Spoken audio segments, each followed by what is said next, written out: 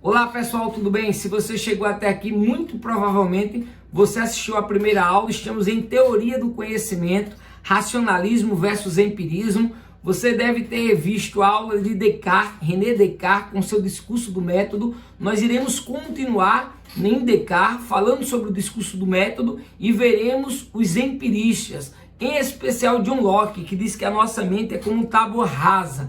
Mas não é só isso não. Nesse debate entre racionalistas e empiristas, vai ter quem solucione ou diga solucionar esse embate, que é Immanuel Kant, considerado o maior iluminista. Ele escreveu a Crítica da Razão Pura e o nome da teoria dele vai ficar criticismo. Ele vai tentar combinar o racionalismo com o empirismo. Quero dizer para vocês que esses caras nunca, absolutamente nunca ficaram sem cair no Enem. Ou cai um ou cai outro, e já teve Enem que caiu os três. Caiu uma questão sobre Descartes, uma questão sobre John Locke e uma questão sobre Kant. Ou seja, caiu racionalismo, caiu empirismo e caiu uma questão sobre criticismo. Não deixa de estar conferindo todos os nossos vídeos e as questões que eu estou resolvendo. E aí, se você ainda não é inscrito, se inscreve no canal, dá o like, compartilha nos teus grupos de WhatsApp e ativa o sininho das notificações para estar recebendo sempre conteúdos novos. Estou resolvendo questões quase todo dia. Tem um vídeo meu sobre o método de como acertar questões e um vídeo das melhores dicas dos que tiraram as melhores notas do Enem para vocês, eu comentando elas, beleza? Então segue o vídeo aí, segue a aula, espero que estejam gostando.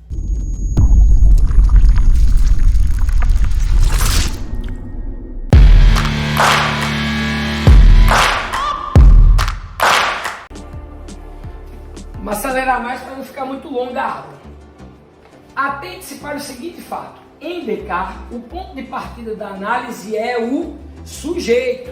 Não é mais Deus, não é teocentrismo, Deus no centro. Agora é o homem no centro. Ele está preocupado do sujeito conhecer, em criar um método para o sujeito conhecer. E que método é esse? A dúvida hiperbólica, ou dúvida metódica, beleza?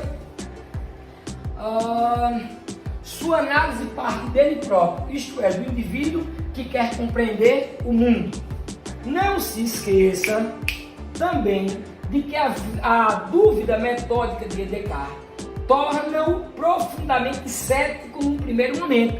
Ele, como eu disse, no primeiro momento ele disse, eu não vou acreditar mais em nada, até eu ir duvidando das coisas e formulando meus próprios pensamentos. Eu pessoalmente acho muito massa Descartes, porque é como você não aceitar como verdade algo que você não pensou antes. Porque aceitar como verdade sem ter pensado é algo meio que burro. Nisso eu gosto do Descartes. Mas vamos voltar aqui. Num primeiro momento ele se tornou cético, né? Entretanto, esse ceticismo deixa de existir assim que, através da dúvida, ele consegue demonstrar a existência real das coisas. Através da dúvida ele consegue provar a existência dele, que existe pelo menos enquanto um ser pensante, e das coisas, porque eu não posso pensar o que não existe. Então ele deixa de ser um cético. A corrente filosófica cartesiana, né, de Descartes, é conhecida como racionalismo, já falamos disso, e seu grande mérito foi resgatar aquela razão dos gregos que eu falei. Resgatar a racionalidade grega. Outros racionalistas, Leibniz e Spinoza. Spinoza é massa. Quem é cristão, gosta de Deus, lê esse cara, a teoria dele para defender Deus é supimpa, é muito boa. Bom, vamos lá, empirismo agora. Pô, agora a galera vai falar tudo o contrário. Racionalismo não serve para nada, esses caras é muito burro, o que vale é o conhecimento que vem da experiência. Século XVIII teve o empirismo alternativa à forma racionalista de conhecimento. Não quis saber do racionalismo. A filosofia empírica, experiência, isto é, filosofia da experiência, entendia que o conhecimento humano era primeiramente vazio de saber. Não existia ideia no conhecimento, não existia ideias inatas, que a gente já nasce com ela.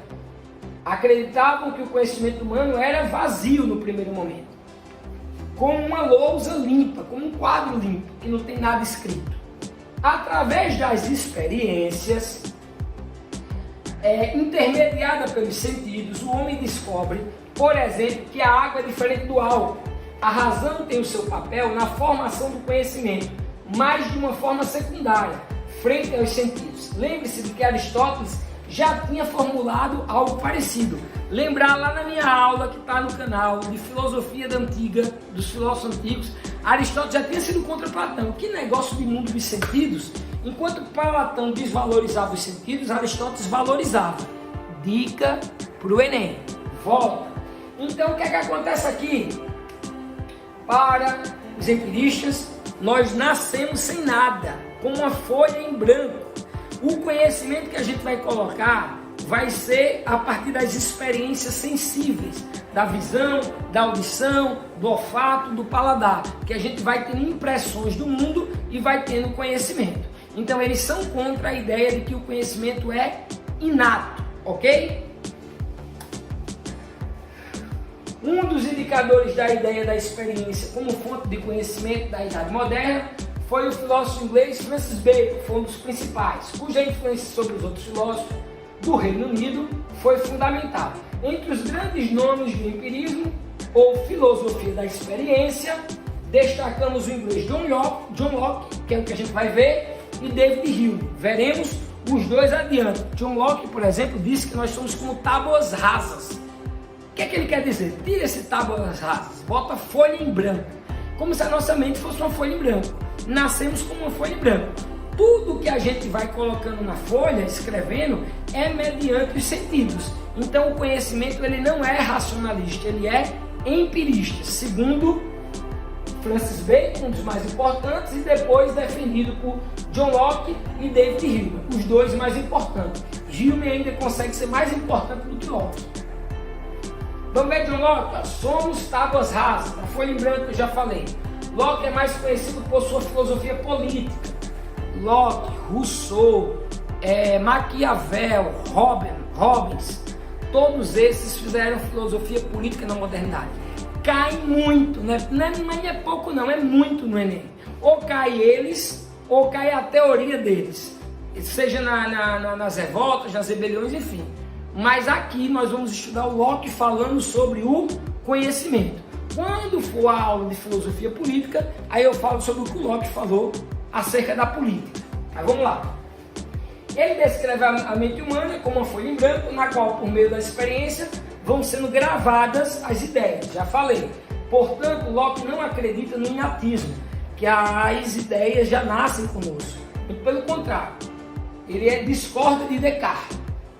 Para ele é necessária a experiência e o uso dos sentidos para captarmos as informações que depois serão processadas por nossa razão. Sem isso, o ser humano nada pode conhecer. E a razão serve sim para articular, processar o conhecimento. Mas o conhecimento, segundo os empiristas, segundo John Locke, vem dos sentidos, das experiências. Beleza? Hume foi uma... faltou aqui, ó.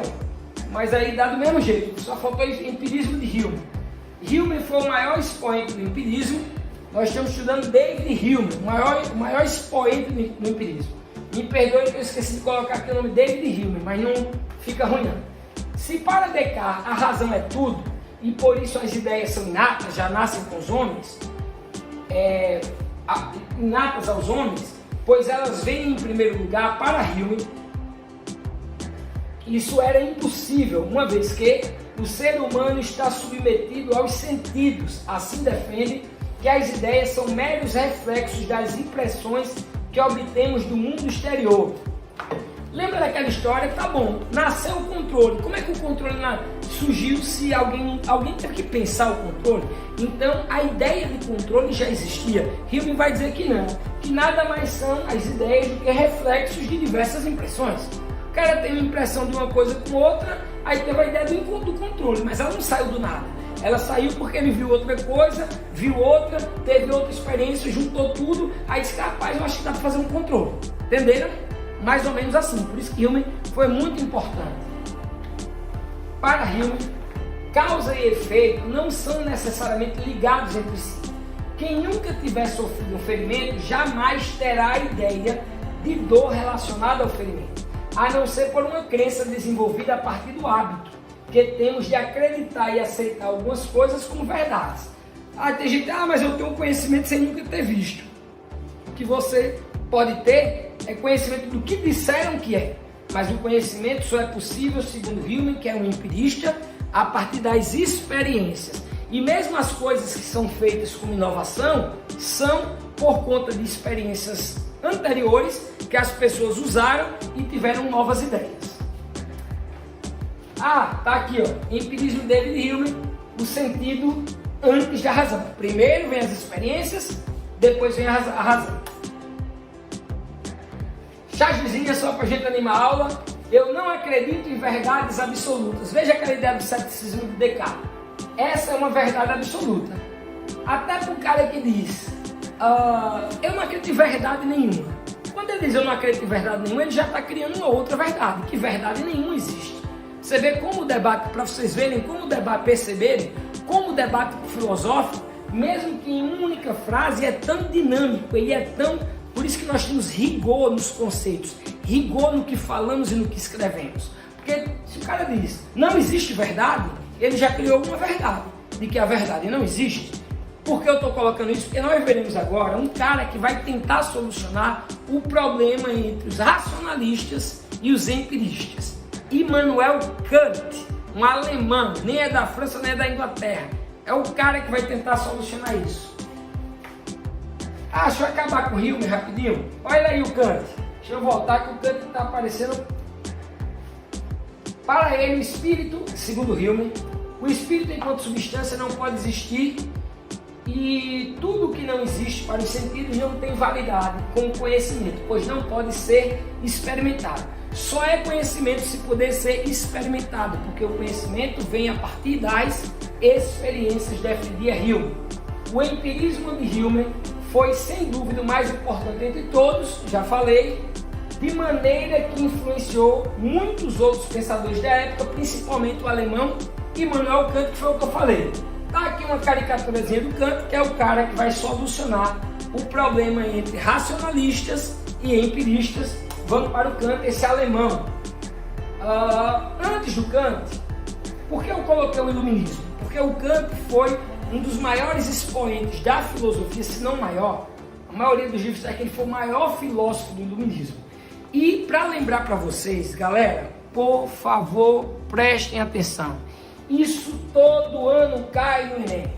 Depois eu vou dar um conceitozinho, uma definição para você nunca perder questão sobre o iluminismo. Mas isso sempre cai no Enem.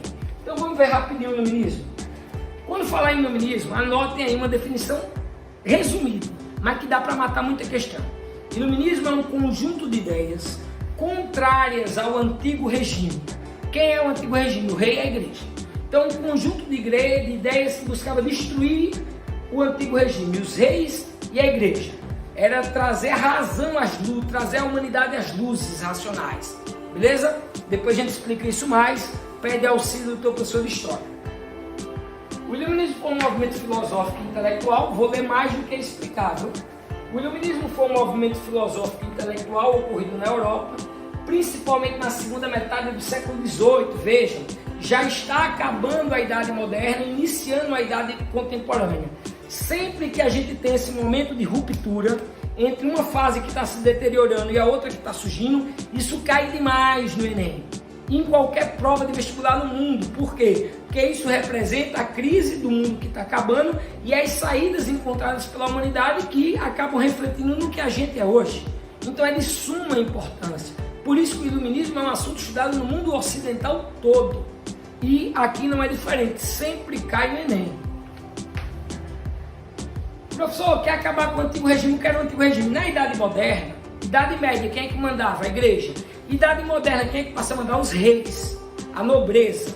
E a igreja continua com muito poder, mas menos do que os reis. O que é que os iluministas querem? Derrubar o poder do rei e da igreja. O que nós chamamos de antigo regime. Inicia um mundo novo, a partir de revoluções. Revolução Francesa, Inglesa, dos Estados Unidos, Revolução Industrial. Quem assume o poder? A burguesia e o Estado absolutista, né? Os reis no poder vão cair por conta das ideias iluministas, ok? Retomemos. O humanismo iniciado lá no Renascimento cultural, a partir do século V, passando pelo desenvolvimento do racionalismo do século XVII, chega ao seu apogeu com o iluminismo, no final da Idade Moderna. A luz da razão humana passa a ser de grande referência do mundo europeu, espalhando-se para o continente americano, lembrando que os europeus vão vir aqui para as Américas, né? Conquistam a América do Sul, conquistam a América do Norte, Inglaterra conquista a América do Norte, Espanha e Portugal, América do Sul, a França também tem uma porrada de colônia, enfim. Espalhando-se no continente americano e incentivando a independência das colônias inglesas, espanholas e portuguesas depois, né? A liberdade do ser humano é defendida como um princípio natural. Na Europa, as revoluções francesas e industrial assentam sobre as ideias iluministas. O mundo ocidental estava em transformação. Era um momento de ruptura, mudando do mundo moderno para o mundo contemporâneo. Isso cai muito no Enem. E professor, o que é que tem a ver com a gente? Meu filho, a independência do Brasil vem daí. Os Estados Unidos ficaram independentes lá, nós também, a gente também pode. O mundo todo está derrubando os seus reis. E aqui a gente estava com um imperador. A maior parte dos mundos já era república. Então vejam como é importante, como os assuntos se encaixam, como você precisa conectar as informações. Mas aqui a gente ainda está na teoria do conhecimento, a gente vai falar sobre Kant. Grande símbolo, grande pintura aqui que representa o iluminismo. Iluminismo, lembrar, igualdade, liberdade e fraternidade, era o grande lema da teoria iluminista.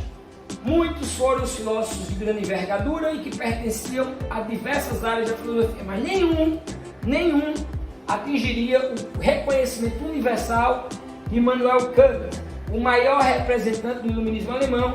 Seu pensamento é divisor de águas para a filosofia. Por quê? O Kant falou sobre ética, ele cria o imperativo categórico que a gente vai estudar quando estudar ética. Ética de vez em quando está caindo no Enem, mas nós não queremos saber o que o Kant falou de ética. Nós queremos saber o que é que o Kant falou do conhecimento, que é o que nós estamos estudando hoje. Como é que Kant soluciona o problema dos racionalistas e dos empiristas? É isso que a gente quer saber. Ele cria uma terceira teoria que vai unir as duas formas de conhecimento, e essa teoria nós chamamos de criticismo. Aí tem o racionalismo, o empirismo, e Kant cria o criticismo. Vamos ver isso agora. Criticismo de Kant, racionalismo versus empirismo, que ele vai juntar, como eu falei. Após ter lido a filosofia de Hume, Kant, segundo ele mesmo, despertou de seu sono dogmático, iniciando a fase crítica de sua obra. Por isso a filosofia kantiana é conhecida como criticismo. Dogmático, dogma é verdade absoluta, verdade que você diz, olha, isso é verdade e pronto. Dogma é uma cólera para a filosofia, porque as verdades elas não podem ser absolutas, nós temos que estar sempre dispostos a discuti-las, a contestá-las, a refleti-las. E o Kant disse que estava lá no sono dogmático até que foi ler Hume, e aí ele despertou e criou uma teoria crítica, por isso que chama-se a teoria dele de criticismo. Crítica a quê, professor? Ele criou um livro chamado Crítica à Razão Pura. É um inferno para entender. Tá, Galalau, difícil de entender. E eu vou tentar aqui explicar de forma mais tranquila para vocês, espero que eu consiga. Ele vai criticar a própria razão. O Kant vai fazer uma crítica sobre a própria ideia de razão. Crítica à razão pura. Vamos ver. Pretende Kant superar a discussão entre racionalistas e empiristas, como eu falei, redefinindo os limites entre fé e razão da Idade Média e início da Idade Moderna. Também propôs as bases para a constituição de uma moral, que eu já falei, que a gente vai estudar depois em aulas sobre ética. Quando a gente tiver aulas sobre ética, a gente estuda o que o Kant falou sobre moralidade. Bom, a filosofia do Kant basicamente tem essas 4 perguntas. O que se pode conhecer, que é o que nós queremos aqui, a gente vai ficar nessa pergunta aqui. O que se pode conhecer e como, é quando ele vai solucionar o problema do empirismo e racionalismo. Como agir, que é a filosofia moral dele, a gente não vai ler agora. O que esperar e o que é o homem. São alguns dos debates filosóficos do Kant. Vamos para o tal do criticismo, até que enfim, meu Deus, vocês não gostavam? Enquanto Copérnico, por que eu botei Copérnico aqui? Podia ter apagado, só indicando para cá. Mas por que eu botei essa introduçãozinha? Para vocês não esquecerem da importância que Copérnico foi para o mundo, para a física, quando tirou a Terra do centro do universo, teoria geocêntrica, que a Terra é o centro, e provou que o centro do universo pelo menos naquela época, hoje já se perdeu, porque essa ideia não é mais, era o Sol, que a Terra que girava em torno do Sol. Teoria heliocêntrica. Por que é heliocêntrica? O deus Hélio, lá dos gregos, que representava o Sol e tal, ao nome da teoria ficou heliocêntrica. Foi assim um grande baque para a humanidade. Por que eu estou colocando aqui? Porque em 2021 nós ainda temos que debater com um monte de árvore aí fora, porque nem pensa, eu digo que é umas plantas, é para ser bonzinho que eu estou dizendo isso, ainda temos que explicar que a Terra é redonda e que ela gira em torno do Sol. Eu nunca imaginei que a gente ia passar por um momento desse da história em pleno século XXI. A turma está dizendo até que vacina mata, mas vamos lá. Enquanto Copérnico colocou o Sol no centro do universo, em oposição aos gregos e aos medievais, os religiosos, que afirmavam ser a Terra o centro do universo, enquanto o Sol se movimentava em torno dela, que é a tal da teoria geocêntrica, o Sol se movimenta em torno da Terra. Kant colocou a razão no centro de suas análises. Lembra que eu falei que o Kant vai fazer uma crítica à própria razão, através do seu livro A Crítica à Razão Pura? Então, o Kant ele bota a razão no centro da sua discussão e vai refletir sobre a própria razão, partindo do pressuposto de que era necessário perceber que ela, a razão, o que ela pode ou não conhecer, quais os seus limites, quais as suas relações com a experiência dos empiristas e assim por diante. Não se trata de conhecer, deixa eu fechar aqui, não se trata de conhecer o mundo e as coisas que existem nele, seja por meio da razão, seja por meio da experiência. Nós conhecemos pela razão ou nós conhecemos pela experiência? Kant diz, não é isso não. Não é se a gente conhece pela razão, pela experiência. Trata-se primeiro em conhecer a própria razão. Kant disse, eu não quero saber se o conhecimento vem da experiência ou da razão. Eu quero primeiro conhecer a própria razão. Aí ele vai fazer uma crítica à razão, uma crítica à razão pura. E esse pensamento dele chama-se criticismo. Continuemos. Para Kant, a razão é uma estrutura vazia, uma forma pura sem conteúdos. Essa estrutura, e não os conteúdos, é que é universal, a mesma para todos os seres humanos, em todos os tempos e lugares. Essa estrutura é inata, a razão ela é inata, já nasce com o homem. Isto é, não é adquirida através da experiência. Por ser inata e não depender da experiência para existir, a razão é, do ponto de vista do conhecimento, que é o que estamos estudando, anterior à experiência. Ou, como escreve Kant, a estrutura da razão é a priori, vem antes da experiência. Vem antes da experiência e não depende dela. Kant aqui está concordando com os racionalistas. Lembra que Descartes dizia que o conhecimento é inato, já nasce com o homem? O Kant vai dizer, ei, a razão ela é inata, viu? Já nasce com o homem, ela é a estrutura do conhecimento. Eu vou te explicar já, vamos só ler o outro tópico, que aí eu junto tudo e te explico. Vou fazer com que você entenda esse filósofo que é muito difícil. Só mais dois tópicos. Já os conteúdos que a razão conhece e nos quais ela pensa, esses sim dependem da experiência. Aqui agora ele está concordando com os empiristas. Deixa eu dizer por quê. Sem as experiências, Kant defende, a razão seria vazia. Olha ele concordando com os empiristas. Ei, Descartes, ei, racionalista, se não tiver experiência, a razão é vazia. Ei, empiristas, a razão ela é inata, o homem já nasce com ela. Ele dá uma tapinha nos dois e concorda com os dois ao mesmo tempo. Compreendeu? Vou explicar melhor, mas vamos ler logo.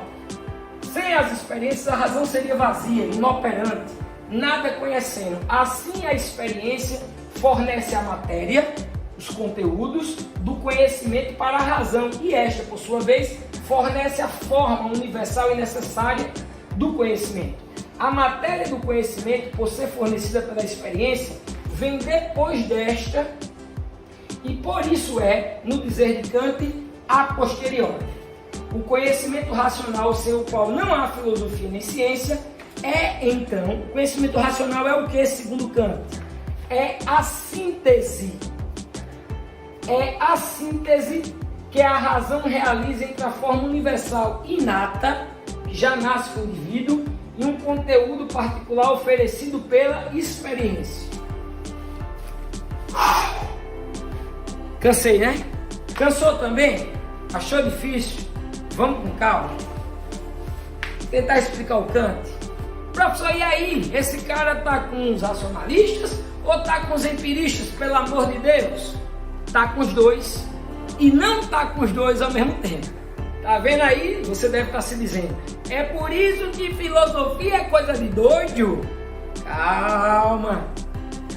O Kant concordou sim com os racionalistas. Ele disse, olha, existe conhecimento inato. O que é o conhecimento inato? A razão.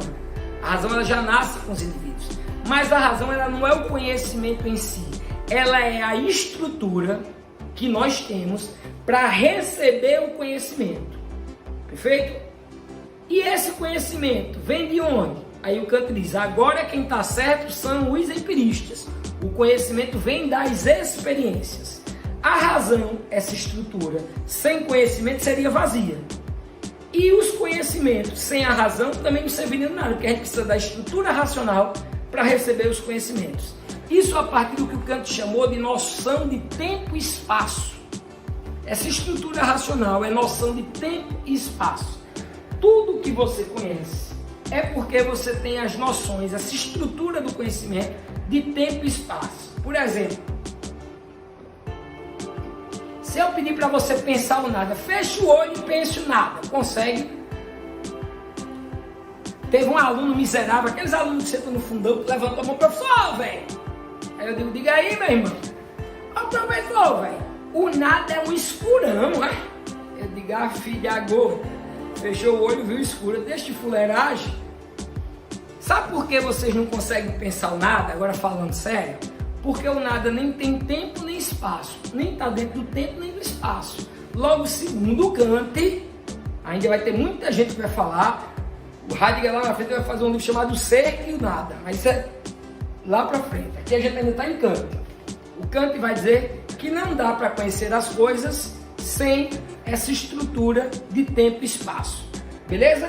Então ele diz que ambos estão certos por um lado e errados pelo outro. De fato existe conhecimento inato, que é a estrutura da razão, e o conhecimento vem depois das experiências, que são os conteúdos que são colocados dentro dessa estrutura racional. É assim que nós criamos o nosso conhecimento.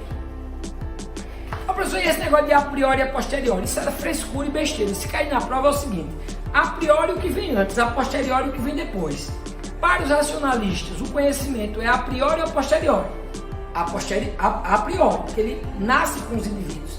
Ele vem antes das experiências. Para os empiristas, o conhecimento é a posteriori ou a priori? A posteriori, porque ele vem depois das experiências. É só essa besteirinha, beleza? Passando, deu para entender Kant? Vamos fechar. Em Kant, a dualidade racionalismo e empirismo é superada. Até que enfim, meu Deus, superamos essa dicotomia entre razão versus experiência. O Kant diz, não, calma, tem uma estrutura, o outro vem e faz um samba-lelê e responde tudo. Entendeu? Se não entendeu, deixa as suas perguntas aqui no comentário. É superada por uma harmonia entre os sentidos e a razão. Olha o Kant harmonizando as coisas, juntando tudo, a fim de que possamos conhecer melhor nós mesmos e o mundo. Ele afirma que não somos capazes de conhecer inteiramente os objetivos reais,